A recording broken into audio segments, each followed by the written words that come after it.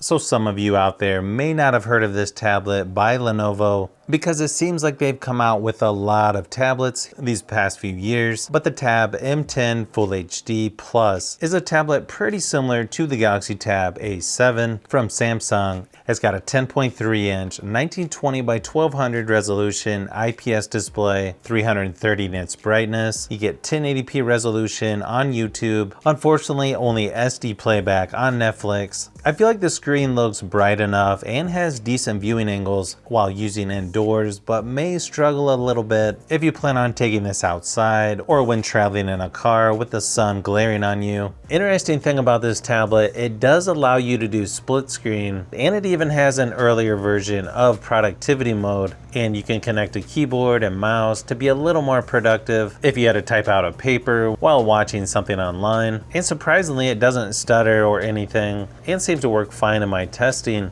The 5000 milliamp hour battery only lasted about 5 hours in my battery drain test, so yeah, it's gonna be below average compared to other tablets that I've tested, and that's at full screen brightness, so you shouldn't have any problems getting through the entire day of streaming videos, playing games, or just browsing online. Just keep in mind, it's not gonna be the best battery life out there. It's got dual speakers, one on each side of the tablet, plus Dolby Atmos, which definitely helps the speakers sound a little bit better and louder. Maybe not quite as loud as the Galaxy Tab A7, but still sounds decent for this kind of setup. Here's a quick sample just to give you an idea of what to expect.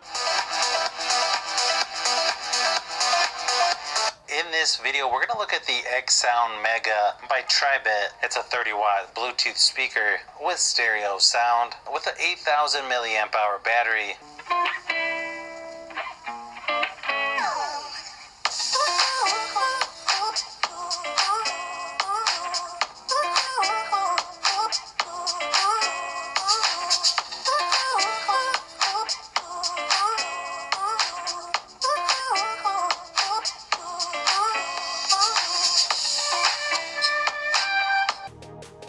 Now, if you like tablets, phones, and other tech, consider hitting that subscribe button. I try to cover as much on the channel as possible, and I'll be posting more videos this year than ever before.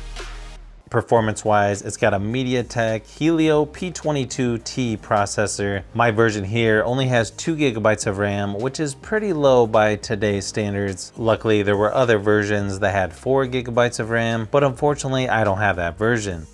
And this one only has 32 GB of storage. Again, there were other versions out there, I believe up to 128 GB, but mine here can definitely fill up pretty quickly, so you'll definitely want one with more storage if at all possible. Good thing is most tablets are starting to go towards 64 GB of storage instead of 32. You're also going to get the lowest graphics settings on PUBG Mobile with the medium frame rates. Not going to be the fastest tablet out there, especially in 2022, but when playing PUBG Mobile, Asphalt 9, it still plays fairly smooth. You're gonna notice some of the edges are kind of jagged as far as graphics go, and there's gonna be tablets out there with better performance, and that's gonna feel faster. I mean, this was not bad considering the price, but if you already have this tablet, let me know how yours is holding up so far. The 8 megapixel rear and 5 megapixel front facing cameras on this tablet are sort of what you would expect at this price range. Not that great, but if you had to use for a quick Zoom meeting or other video conference call, this will probably get the job done. For video recording, you get 1080p resolution on the front and rear facing cameras. Here's a few samples of photos and video just to give you an idea of what to expect.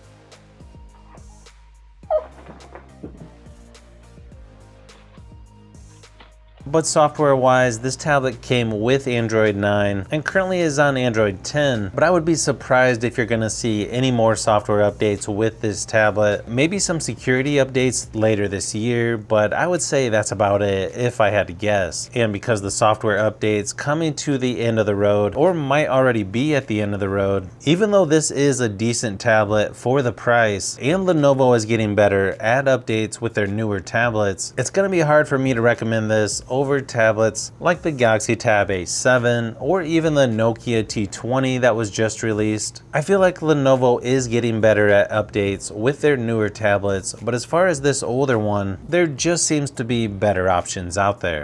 So if you've made it this far into the video, you may want to say thanks by subscribing, and don't forget to give a thumbs up if this video was helpful. This is Brian from FHD Productions. Thanks for watching, and I'll see you on the next one.